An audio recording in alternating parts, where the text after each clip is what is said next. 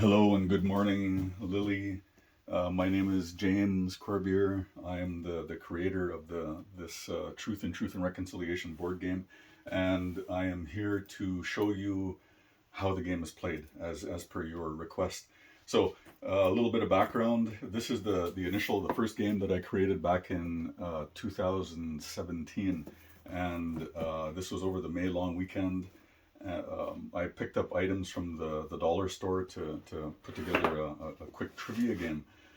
The impetus for the game came from the Ontario Secondary School Teachers Federation. They put together a group of Indigenous teachers and asked us to come up with an idea about how to teach about the Truth and Reconciliation in follow up to the recommendations by the Truth and Reconciliation Commission. So this is made from items that I picked up at the dollar store. So, for example, these are this is the quad fold board, the original game board, and in the game you have the Indigenous players and the church and the crown. I'm just going to be shifting things around here as we go. Now, in the game, there is no currency. There's no money in the game. Instead, what we have here are, let's see if we can do this here. We have land, we have language, we have culture, right? Yeah, culture. Sorry about that. And then we have identity. All right, so these are the four types of currency in the game. Let's see.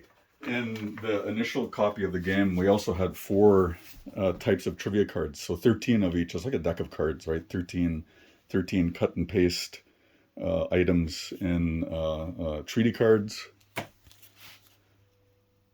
The quintessential Canadian apology, sorry A. Then we had congrats cards, and bingo cards. So these were the initial cards, or the first cards for the first version of or first iteration of the game. And we also had these. So these are shame cards. Come on now, got to get my things straightened out here. And status cards. So what I did was I pitched it to the union, the teachers union, OSSTF. These are the original game cards. So this is the Anishinaabe. Hang on here, Anishinaabe. This is the Inuit, the church, the Métis, and then you have the crown player and the Mohawks. And somewhere in here, somewhere in that box is the Cree player as well, representing Ontario. So I created this game in May 2017, used it with my students. The students loved it, and they encouraged me to go on, to try and finish it or get it published somehow. I went to an event in Southern Ontario, in London, in October 2017, so about 6 months later, and I had this on display. And Nelson Canada saw this, and they liked the idea, and they wanted to find out more information about it. And the earliest we were able to get together was in January of the following year, January 2018. And at that time, what I did was during that time, or in the interim, what I did was I took elements of my artwork, and I'm gonna lift you up here. I'm gonna carry you around a little bit. So for example, this piece of artwork here in front of us is purple and black. Is called Bakade. Bakade, it means to hunger or be hungry, depending on where you're from. Maybe if you're Cree, that means you're starving. It becomes the box art for the Truth and Reconciliation game. And some of these other elements. So this is a big bear, for example, and a Northern Lights woman. And we have samples of little eagle feather artworks that I've done over the years. You see that one there, and there's another eagle feather down along the bottom here in red. And basically what I did was I took elements of my artwork and I incorporated the artwork into the game. And you can see you'll be able to see some connections here in a little bit to other elements of artwork. But let's get on with the game for now. Now in the let's see, I want to make sure it's properly lined up here. All right, I'll turn you over this way just a bit more. Here we go. Okay, so when the game arrives, it will look like this. So you'll get the box, and then I've just recently finished proofing this. I want to make sure you see it. The Genuine Indian Guidebook. I sent you a link to an earlier version. This is the latest update, and there's even one more after this, and that's the last one. So you're going to get the Genuine Indian Guidebook, and the Genuine Indian Guidebook tells a little bit of a story. You know, the Firekeeper is your guide through the story and through history, and then there are some facts, some of the facts from the game that are contained in the pages of the guide. And then finally we get to the rules, the game contents, and gameplay goals and objectives and things of that nature. So this is all in the guidebook, and now that the guidebook is complete, the game is complete, all the graphics and everything else is ready to go, and I can start I can send it to the game manufacturer and they can start printing it, but that'll be about another month before we proof everything. So we're looking at hopefully the May long weekend this year by the time everything is ready. So this is the new game board after using incorporating my artwork. Just pop that over here. I'll make sure that everything's lined up. Okay, you can see the game board. Okay, good. And this is the inside of the box, and these are all the containers or the boxes that have the player cards, and we still have the same categories of cards. So sorry A, this is a new category of cards. It's called status cards. I don't think we had that in the first iteration.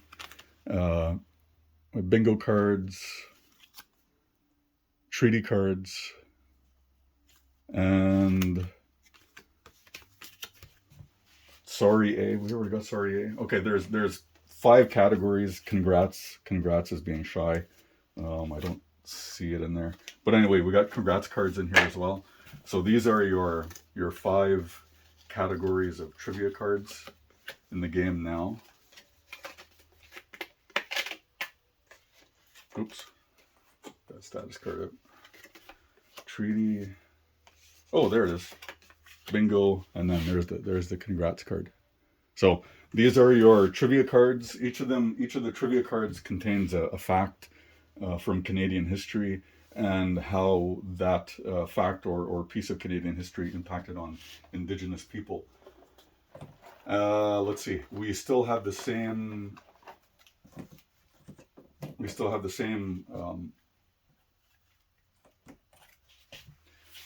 Same currency. So here's land, and I'm just gonna quickly switch you around here. So this is the land card. I'm going to move you over. I'll put you all the way around to this piece of artwork here. This piece of artwork is a sculpture that I'm working on. This is a 55-pound chunk of ash. This is a bit of a monster here. Let's go around to the backside here, just to show you how big this thing is. Anyway, this is called the Painted Turtle, and it shows the earth on turtle's back, and that becomes the inspiration for the land card. I don't know which way to set this up. How about that? You can see it here. Yeah, so that becomes the inspiration for the land card. And then I'll turn you back around to the front end here. And we have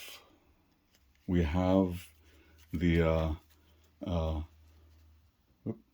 language and the identity cards. Will that focus? Yeah, here we go. Identity cards. And these, oh, we also have the culture card. Don't forget the culture card. The other form of currency here is the culture card. And these 2 cards, language and identity, have come from this. One of the things I like to do, this is my dream, my goal is to finish writing this comic book series called Giwedanong, or the creation story. And it's from the creation story also that there are connections to the artwork. So the language, if you look carefully, hang on, comic books are quite floppy. But if you look at the language card, it's an inverse image of this card here, where the first human is lowered from the divine light, and she's the breath of life is given to her, and that inspires the language card. Hopefully you can see that. It's kind of like the opposite way, but this is the language card, comes from here. And then in the end, after she, the first human Anishinaabekwe, after she returns to Creator, all of the Anishinaabeg, her descendants, celebrate our identity and our connection to her. And so that's what's happening in this scene here. She's being cremated. Anishinaabekwe is being cremated. She's returning back to the light, and then below are all of us who are celebrating our connection to the light through her.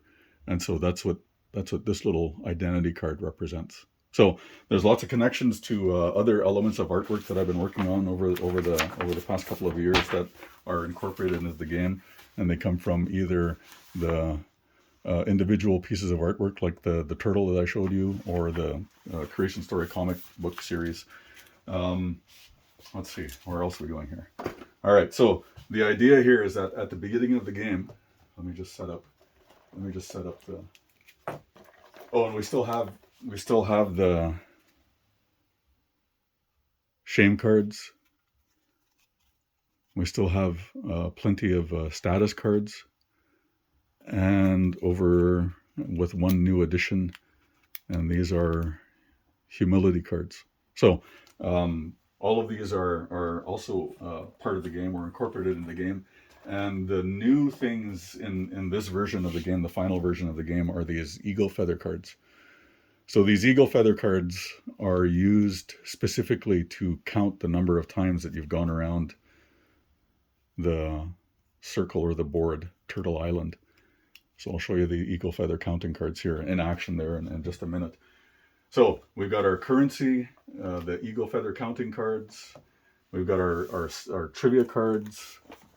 These are the various iterations of the Genuine Indian Guidebook.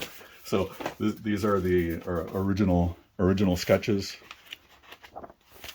and then followed by the first revision, and then the second revision with all of the new artwork. I know it's probably boring you, but it's exciting for me. And then this is a third revision, and what you're seeing, where'd it go? What you were seeing earlier, this is probably revision number 6, and we have one more yet to go, and then it'll be submitted, and we'll have that printed. Anyway, I'm going to move these somewhere. Just give me a second. All right. Okay. So the way this game is played, you have 12 players in the game. There are 10 indigenous players representing primarily indigenous groups from across Canada, separated by geography. So you're going to have the Inuit, then no particular order. This is the Northwest Territories and the Yukon Territory, represented by the Grizzly. So on one side of the player card, you're going to have the artwork, and on the other side, you're going to have the location of individual First Nations communities within these provinces or territories. So the Inuit, for example, the first group that we talked about, the map is roughly this Nunavut in northern Canada. Here we have the artwork of salmon and orca represent BC, and so on and so forth. So we got Alberta, Manitoba,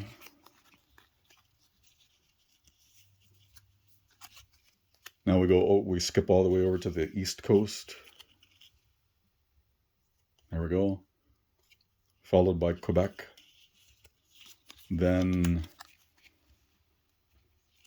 here we have Ontario. And we skip over to Saskatchewan. And then in the final group we have the Crown. And the church. And the church on the backside has the your standard residential school image. And then you have the Métis, and then a map of approximately where the Métis are across Canada. It doesn't include the Atlantic, the Acadians, but we'll have to update that map later. Anyway, these are your player cards, and at the beginning of the game, I'm just going to use 2 or 3 of them. So you got the church, we have the Crown, and then we have, I'm just going to use the Ontario player. We'll use the Ontario player. The Ontario player on the front side, there's the map of Ontario. And then I selected a moose to represent Ontario, only because the Great Lakes, the antlers and the head, the antlers and the head of the moose kind of represent, or to me it looked like the Great Lakes. That's not focusing very well, but there we go. Yeah, so that to me reminds me of the Great Lakes of Ontario, the antlers and the head of the moose. Anyway, the way the game is played is that at the beginning of the game, it's the Indigenous player who starts off with 20 pieces of currency, and the Indigenous players get 5 each of land, language, culture, and identity. Hopefully you can see those cards here. 5 of land, language, culture, and identity. Everybody starts in the center of the board. So everybody begins here on the res at the beginning of the game. Church, Crown, Indigenous players, they all start on the res. And the goal is as you roll your numbers. So the church and the Crown always goes first, and then after that the Indigenous players can start rolling. But in order to leave the res, the Indigenous player has to roll a 5, a 4 or a 7 within their first 3 turns to get off the res. So there's 10. Oh, you get the idea. If they don't roll a 4 or a 7, they have to give up 1/4 of their currency. And if they well, they're in the rules. We'll explain a little more. So let's say the church goes out, and wherever they land, so if they land on a congrats card space, they will draw the corresponding trivia card, and then someone will read it out. So here's an example of a congrats card, and it reads, "You're non-Indigenous but just married a status Indian. That means you also acquire status. Status follows you even if you divorce. Indigenous players who are female will get 2 status cards." So there is a consequence there. Let's see. Sorry, A. Let's see if there's anything here. All right. So sorry, A. Our object is to continue until there is not a single Indian in Canada that has not been absorbed into the body politic. And there is no Indian question and no Indian department. That is the whole object of this bill. Indian Affairs Deputy Minister Duncan Campbell Scott, one of his quotes, 1913 to 1932. And the Crown in this case would earn 2 shame cards. So this is basically how the game goes as the Indigenous players circling the board. They land on these spaces. You draw the corresponding trivia card, read the fact, issue the consequence, and the consequence is usually the loss of land, language, culture, or identity. Or as you've seen, you may earn status or humility or shame cards, depending on the fact and the act. So there are The way the gameplay works is that every time you either land on one of these eagle feather spaces, so there are two eagle feather spaces, and then there's the eastern door. They're the only ones that are purple in color. So if you land on any of these, you earn an eagle feather. Or if you don't land on these, you have to rely on going around the board 4 times. So you have to circle the board 4 times in order to earn 4 eagle feathers, or land on those sacred spaces, those eagle feather spaces. And once you've earned 4 eagle feathers, if you have any currency left, you are a survivor. But if you run out of currency before you earn your 4 eagle feathers, the indigenous player becomes extinct, and then they are out of the game. So that's basically how the game, how the Truth and Reconciliation game is played. I'm just gonna unhook you from this tripod thingy here.